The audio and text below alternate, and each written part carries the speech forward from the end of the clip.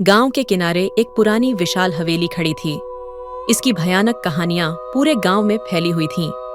कहा जाता था कि इस हवेली में एक चुड़ैल रहती है, जिसकी चीखें रात को सन्नाटे को चीरती थीं। 10 साल की माया चंचल आंखों वाली एक निडर लड़की थी, जो इस हवेली के पास जाने से नहीं डरती थी। उसकी जिज्ञासा ने उसे एक रात चांदनी रात में हवेली की ओर खींचा। हवा तेज थी, खिड़कियां खटखटा रही थीं और दूर से एक अजीब सी धुन सुनाई दे रही थी। अचानक हवेली का दरवाजा धीरे से खुला। एक सफेद साड़ी में लिपटी, लंबे उलझे हुए बालों वाली एक आकृति सामने आई। माया की सांसें थम गईं, लेकिन वह डरी नहीं। उसने हिम्मत जुटाकर पूछा, आप कौन हैं? चुड़ैल की हरी आंखें माया की ओर घूमी। मैं इस जगह की रक्षक हूं, उसने कर्कश आवाज में कहा।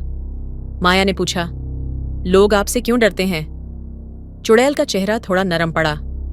वे समझ नहीं पाते हैं, उसने समझाया। मैं एक रक्षक हूं, न कि विध्वंसक। अगली रातों में माया हवेली में जाती रही और चुड़ैल की कहानी सुनी। वह कभी रानी थी, एक दयालु आत्मा जिसे संगीत से प्यार था। एक दुर्घटना ने उसकी जान ले ली और उसकी आत्मा इस हवेली में बंध गई। मुझे संगीत की याद आती है, रानी ने उदासी से कहा। माया, जो एक कुशल वायलिन वादक थी, उसने संगीत बजाने की पेशकश की। जैसे ही माया का संगीत हवा में फैला, रानी की आत्मा प्रसन्न हुई। उसका दुख कम होने लगा। उस रात से हवेली डरावनी जगह नहीं रही। माया और रानी दोस्त बन गए। उनका बंधन संगीत और समझदारी से गहरा हुआ।